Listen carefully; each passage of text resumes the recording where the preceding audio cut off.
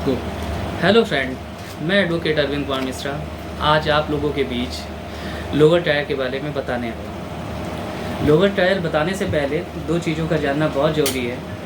यदि किसी व्यक्ति के साथ कोई घटना घटित होती है या कोई अपराध कारित होता है तो वो सबसे पहले अपनी शिकायत करता है। वह अपनी शिकायत पुलिस विभाग में कर सकता है या माननीय न्यायालय के समक्ष कंप्लेंट मुकदमे के रूप में कर सकता है। यदि वह जब प्रार्थना पत्र पुलिस विभाग में देता है जाके, तो वह थाने में दे सकता है, कमिश्नर ऑफिस में दे सकता है, आईजी डीआईजी किसी भी ऑफिस में जाकर के वो अपना प्रार्थना पत्र दे सकता है। पुलिस सबसे पहले उस पर जाँच करती है। जाँच करने के पश्चात यदि पुलिस को ऐसा लगता है कि उस प्रार्थना पत्र में आधार हैं, अपराध के आधार हैं, तो उस उस प्रार्थना पत्र पे पुलिस एफआईआर दर्ज करती है या एनसीआर दर्ज करती है।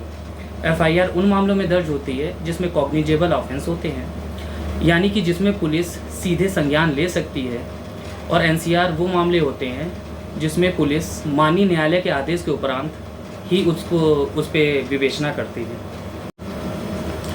पुलिस जब एफआईआर दर्ज कर लेती है, एफआईआर दर्ज करने के उपरांत पुलिस विवेचना करती है। विवेचना में गवाहों और साक्ष्यों का संकलन करने के पश्चात यदि उसमें पुलिस को ऐसा प्रतीत होता है, ऐसा लगता है, तो उस मुकदमे में वह चार्जशीट लगाती है। नहीं तो पुलिस क्लोजर रिपोर्ट लगाकर सीओ साहब के सिग्नेचर होने के उपरांत माननीय न्यायालय के समक्ष भेज दी जाती है।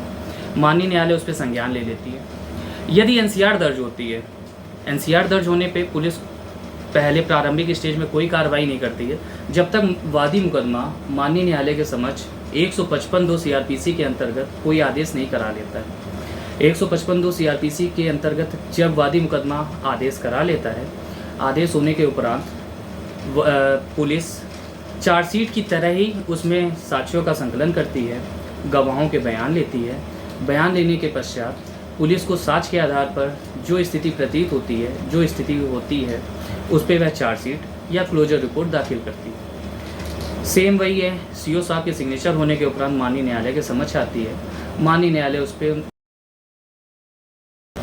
जो भी माननीय न्यायालय को प्रतीत होता है कि इसमें पर्याप्त आधार हैं या पुनः विवेचना की जाए, होने के पश्चात माननीय न्यायालय उसको।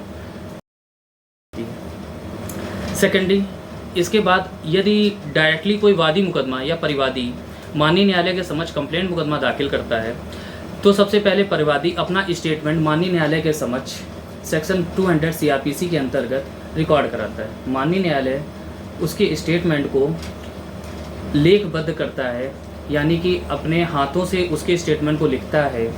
लिखने के उपरांत यदि माननीय न्यायालय को सेक्शन 201 सीआरपीसी के अंतर्गत ऐसा प्रतीत होता है कि यह मुकदमा माननीय न्यायालय के समक्ष चलाने के लिए सक्षम नहीं है, या यह मुकदमा किसी अन्य न्यायालय के लिए सक्षम न्यायालय में चलाया जा सकता है, या चलाने के लिए वहाँ पे आदेश कर देता है, परिवादी को रिटर्न रूप में आदेश करता है, तो वह वहाँ पे भेज देता है। इसके बाद 202 के अंतर्गत 202 सीआरपीसी के अंतर्गत परिवादी अपने अन्य गवाहों के बयान कराता है।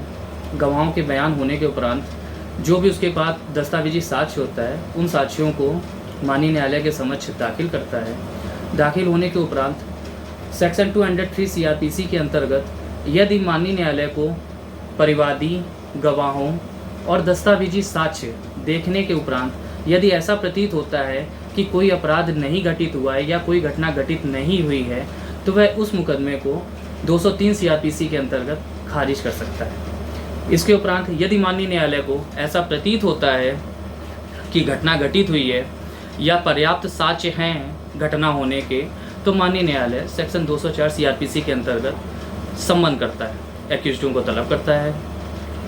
जितने भी एक्यूज हो सकते हैं या किसी एक्यूज्ड को स्वविवेक के अनुसार माननीय न्यायालय निकाल भी सकता है। जिन सेक्शंस में उनको तलबी करनी है, तलबी आदेश माननीय न्यायालय करता है। यदि माननीय न्यायालय को पर्याप्त आधार परिवादी, 202 के अंतर्गत गवाहों और दस्तावेजी साक्ष्य के देखकर ऐसा प्रतीत होता है कि अपराध बनता है, तो माननीय न्यायालय सेक्शन 204 सीआरपीसी के अंतर्गत अभियुक्तों को सम्मनी करता है।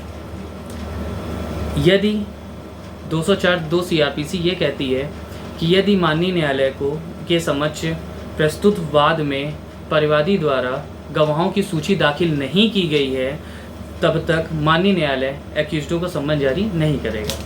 अब ट्रायल स्टार्ट करते हैं।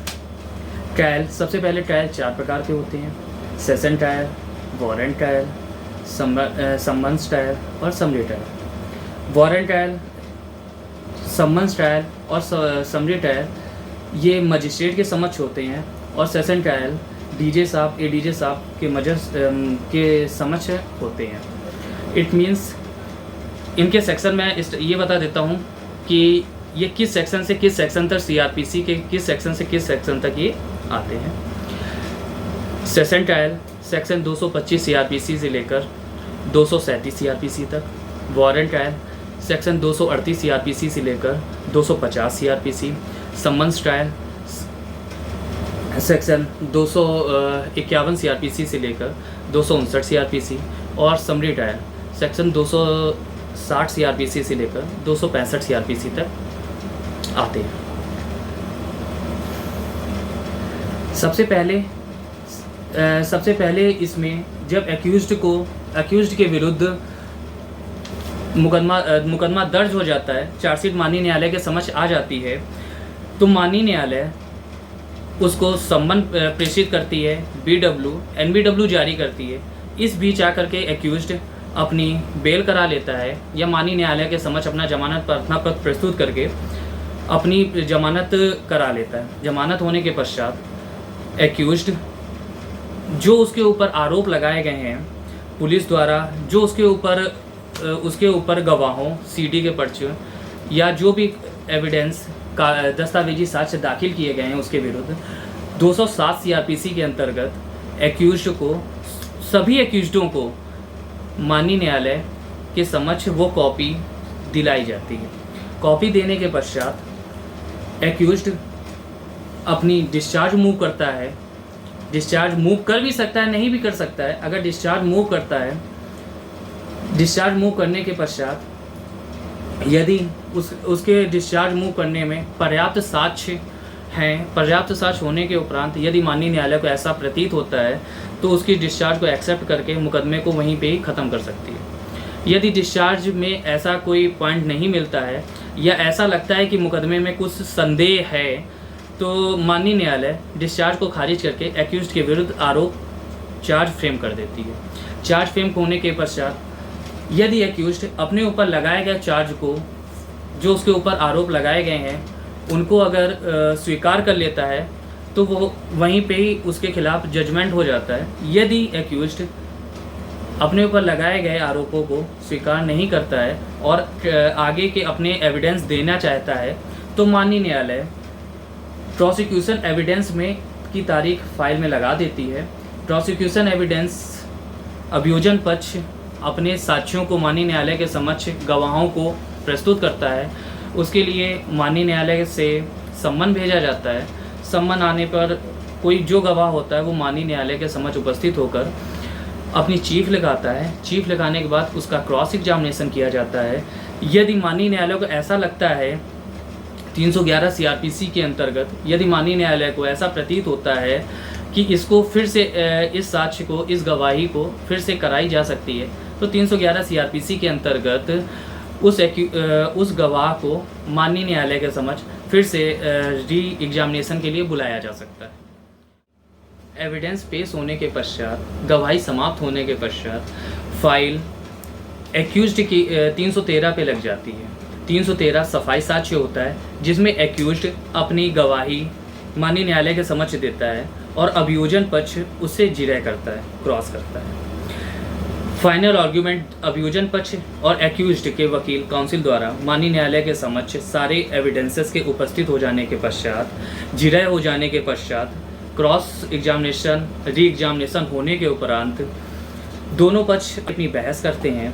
बहस के उपरांत यदि माननीय न्यायालय को साक्ष्यों से, बहस से, एविडेंसेस से ऐसा प्रतीत होता है, लगता है, तो माननीय न्यायालय उसमें जो भी सजा कर सकता है या उस मुकदमे को छोड़ सकता है। यदि माननीय न्यायालय उस मुकदमे को छोड़ देता है तो वादी पक्ष या परिवादी जो भी है वह अपने हाई कोर्ट में अपील दाखिल कर सकता है। इसी प्रकार यदि माननीय न्यायालय द्वारा उसको सजा कर दी जाती है तो एक्यूज्ड अपने से अपर न्यायालय में अपील दाखिल कर सकता है। जैसे यदि लोअर कोर्ट द्वारा सजा की गई है तो डीजे साहब महोदय के यहाँ अपील दाखिल की जा सकती है। यदि डीजे डिस्ट्रिक्ट जज के यहाँ से कोई किसी मुकदमे में सजा हुई है तो हाई कोर्ट में उसकी अपील दाखिल की जा सकती है। मजिस्ट्रेट ट्रायल में वारंट ट्रायल, सम्मन ट्रायल और समरी ट्रायल में लगभग प्रोसेस सेम है। समन्स ट्रायल में चार्ज फ्रेम नहीं होता है, इसके अलावा लगभग प्रोसेस सब सेम है, केवल सेक्शन अलग है। लास्ट में सारे सेक्शन सीट के माध्यम से आपके समझ पे वीडियो के लास्ट में आ जाएंगे। हाँ, एक और चीज़ बताना चाहूँगा, सेक्शन 320 सीआरपीसी के अंतर्गत एक लिस्ट दाखिल की गई है। एक लिस्ट है जिस लिस्ट के अनुसार यदि उस 320 सीआरपीसी में जिन सेक्शंस का वर्णन दिया गया है उन सेक्शंस में यदि वादी पक्ष या परिवादी पक्ष और एक्यूज के बीच समझौता हो जाता है तो माननीय न्यायालय किसी भी स्टेज में उस मुकदमे को समझौते के आधार पे ख़त्म कर सकती है। आई होप आपको आज का वीडियो अच्छा लगा होगा। और वीडियो के लास्ट में एक सेक्शन की जो सीट आपको विजुअल होगी, अगर अच्छी लगे तो प्लीज़ कमेंट करें। और किसी को कोई डाउट हो लोअर ट्रायल से संबंधित तो प्लीज़ उसमें अपना क्वेश्चन पूछ सकते हैं। धन्यवाद।